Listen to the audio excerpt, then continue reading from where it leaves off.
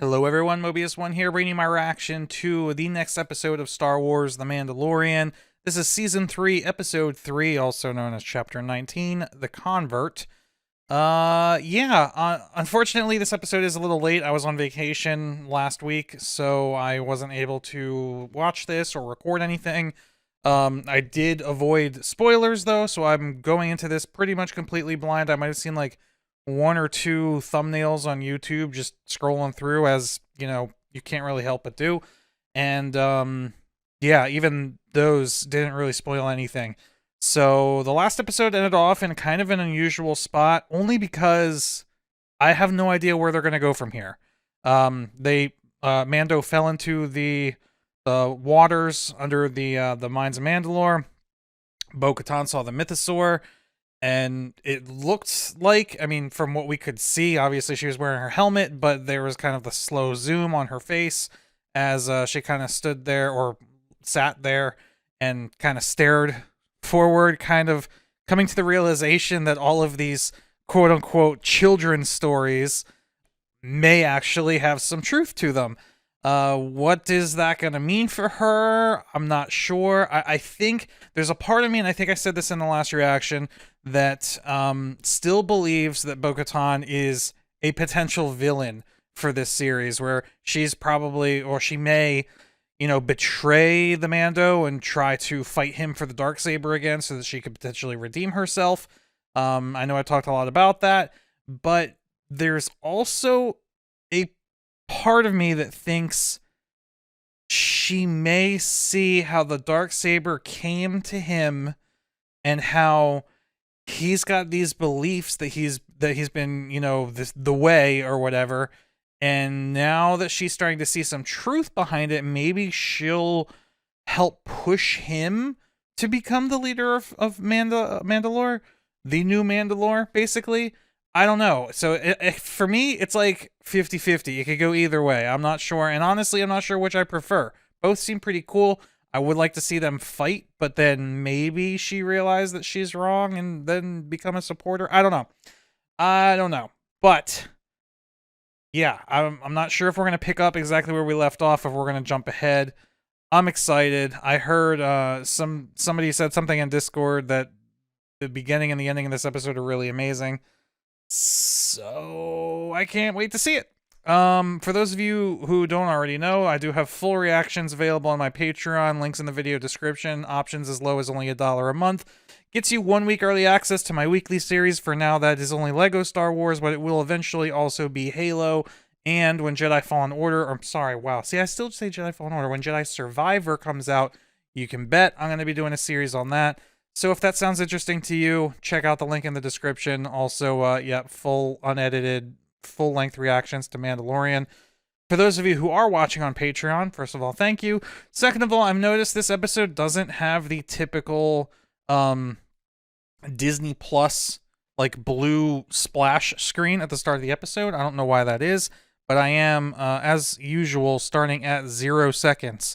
So, oh, 57 minutes. This is a long one, guys. All right, here we go. I just want to point out, I've heard a lot of people complaining about how dark these episodes have been and how difficult to actually see what's going on screen has been. And I have absolutely no problem seeing it on my monitor that I record these reactions on.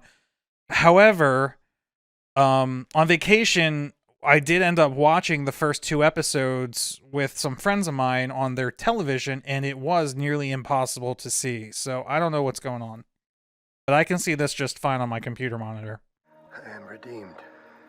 I witnessed it. You are Mandalorian again. That's the proof. Bring the plaque. You see anything down there? Did you see anything alive? Like what? Nothing. Ooh, keeping secrets. Villain. This is the way. This is the way. Oh, those are totally going to be his first words. Something's coming up on us fast. It looks Ties? like a squadron of TIE interceptors. Oh, shit. Okay. Where did they come from, though? TIE interceptors don't have hyperdrive. Oh, is this Gideon?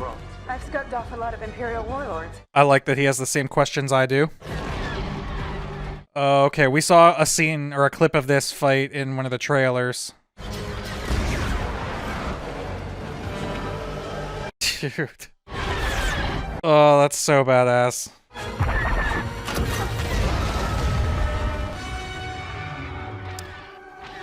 Oh, isn't that the same move Boba Fett did in Season 2?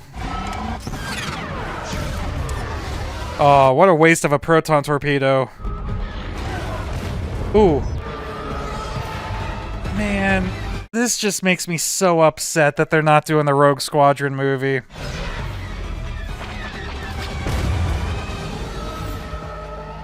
I mean, the N1 should have no problem with these.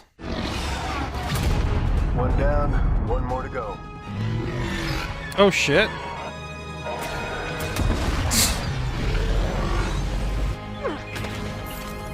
That was pretty awesome. Oh, they bombed her castle. Yep. I mean, at least get the bombers. They're not going to get anywhere quickly. There's no way those bombers are going to outrun them. That could be a problem, though.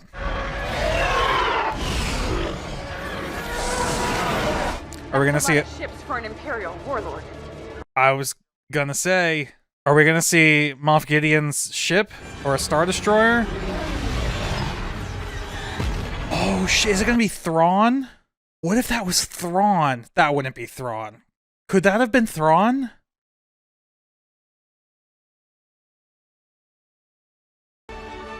Coruscant?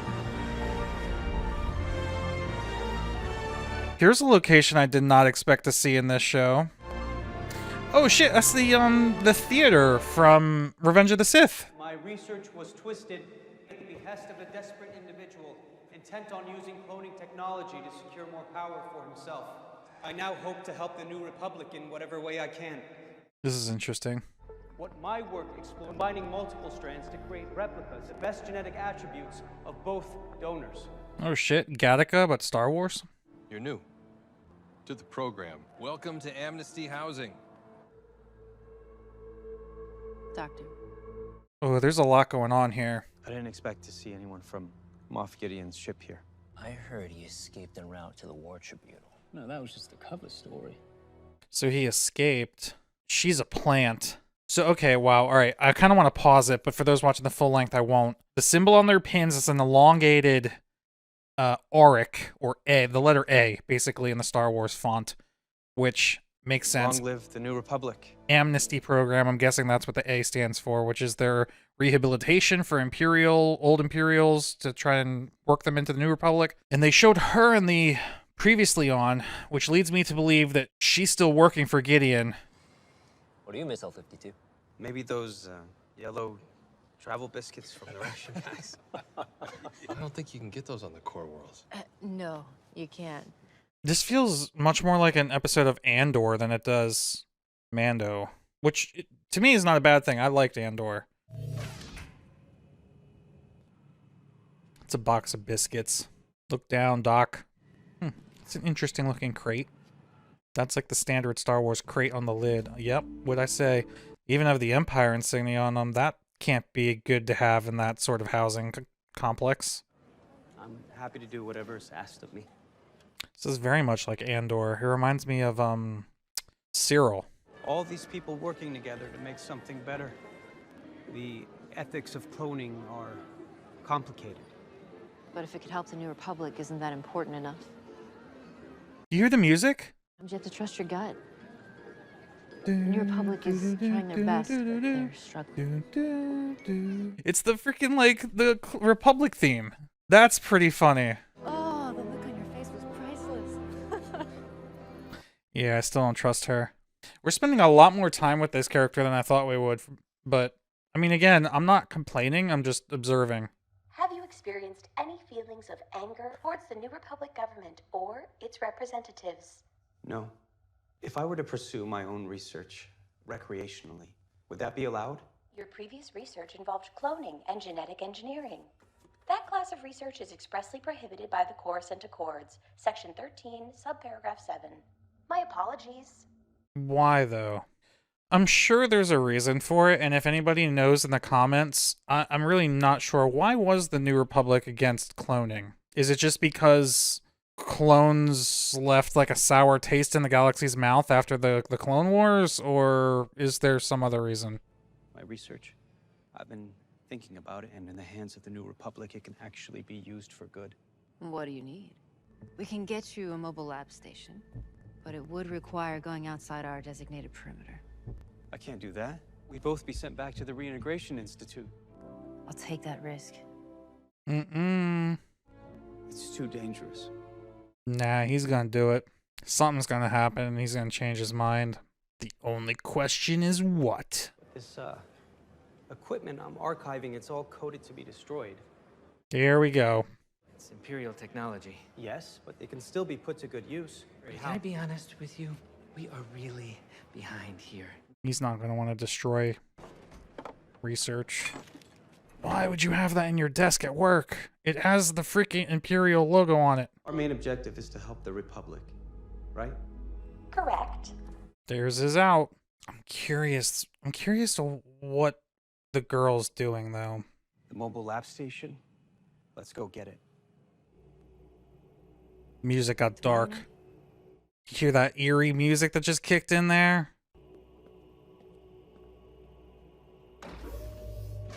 That ain't a coincidence.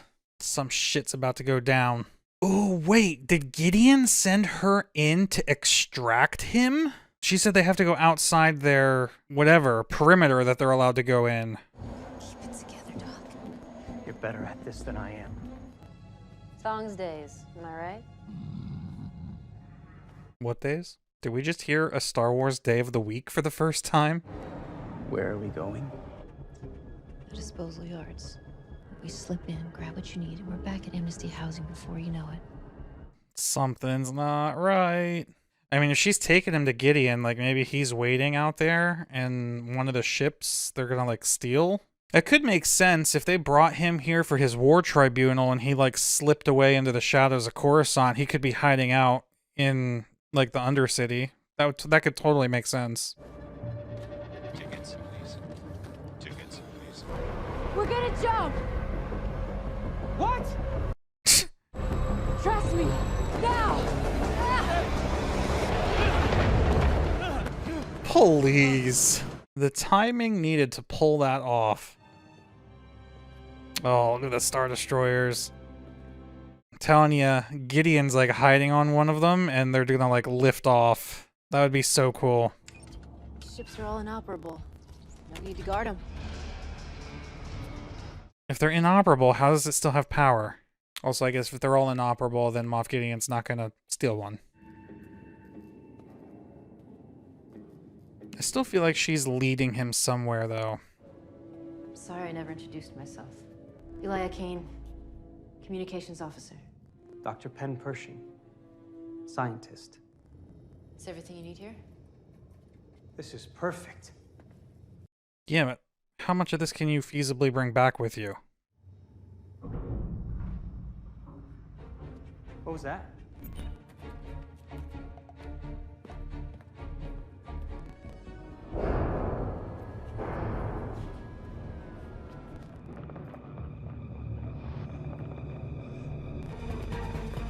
Turn your lights off. You're like giving away your position waving those things around. Especially out here, turn the light off.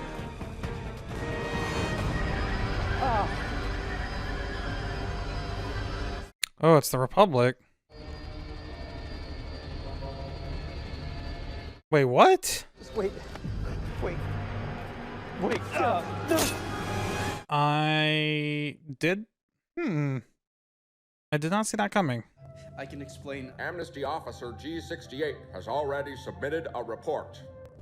What? What did she tell you? Indoctrination by the Empire is challenging to overcome. This is a mind flayer. This is a 602 mitigator. No, it's a mind flayer. It's a similar device, but we found at low voltages it can be used to help soothe select traumatic memories. You're gonna wipe my mind. Absolutely not. This isn't the Empire, son. Please just let me explain. I was just trying to help. She brought me there. It was a trap.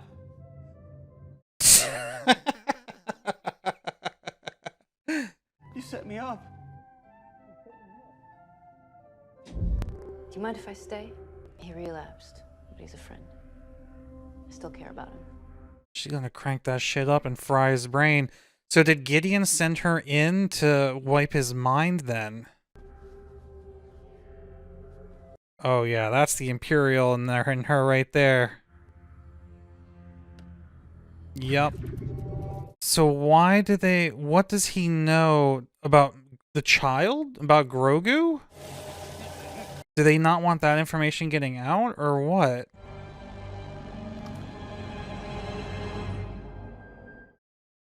Well, that's not even the end. I thought the episode was going to end right there. This is interesting because the armorsmith doesn't like her, right? And he probably doesn't like her either. I have been to the mines of Mandalore. Impossible. I was witness. And who are you, Night Owl? I guess he doesn't know. I am Bo-Katan of Clan Kryze. You were both apostates. No, he does know. We have been to the living waters. I bring proof. He speaks the truth. You are redeemed. This is the way. This is the way. And Bo-Katan Kryze, She does know her. you too are redeemed. Did you bathe in the waters? I did. And have you removed your helmet since? No, I have not. Then you may join our covert. You may leave anytime you wish. Until then, you are one of us. Welcome, Bo-Katan of Clan Kryze. This is the way. This is the way. Interesting. Oh, he don't like that.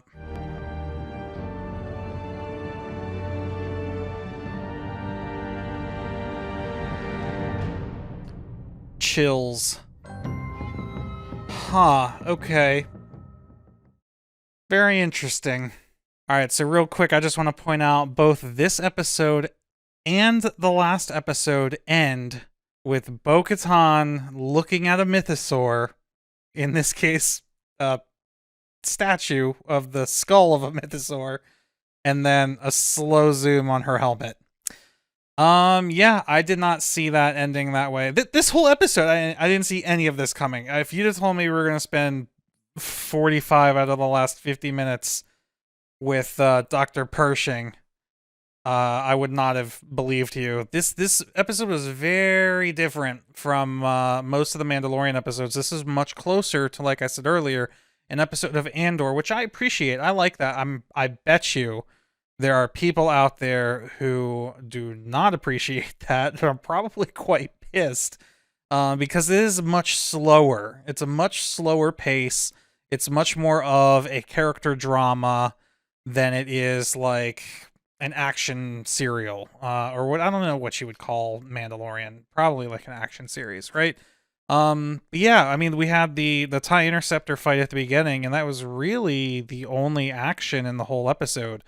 But I thought it was good. I could have swore that the girl, I forget her name already, Kane, I think, was sent in by Gideon to like extract Pershing so that they could go back and work for him, but apparently she was sent in to wipe his mind. Now, what does he know that they're trying to keep hidden from the New Republic? I'm not sure. Maybe it's the fact that Grogu exists, or maybe that, well, no, see, Luke knows about Grogu, so that information's pretty much out there. I don't know. Maybe it's just his cloning. He doesn't want the cloning stuff to get out into the New Republic, but they don't want anything to do with it either.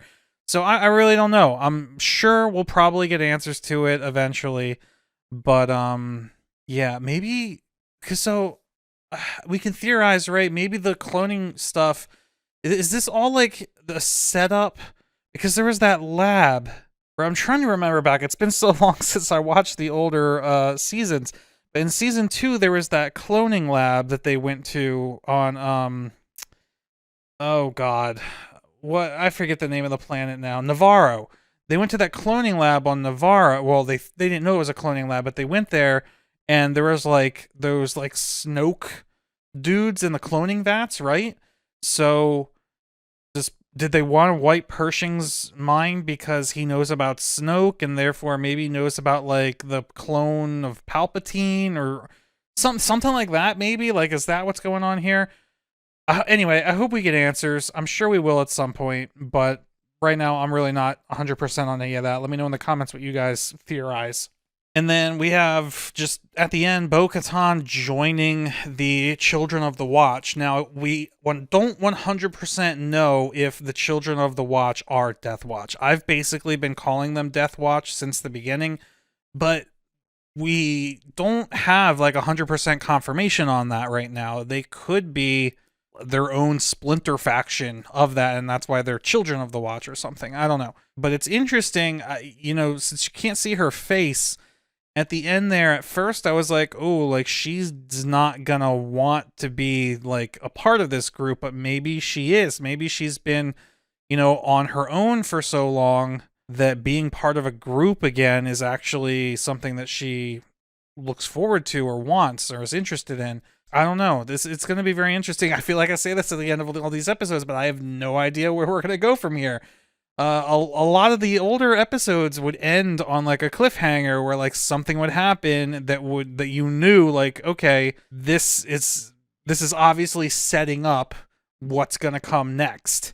This season so far, every episode pretty much has ended in such a way that like it's not really a cliffhanger. Every episode kind of ties its main focus up at the end of the episode so that the next episode we can go pretty much wherever they want to go. And again, that's true here.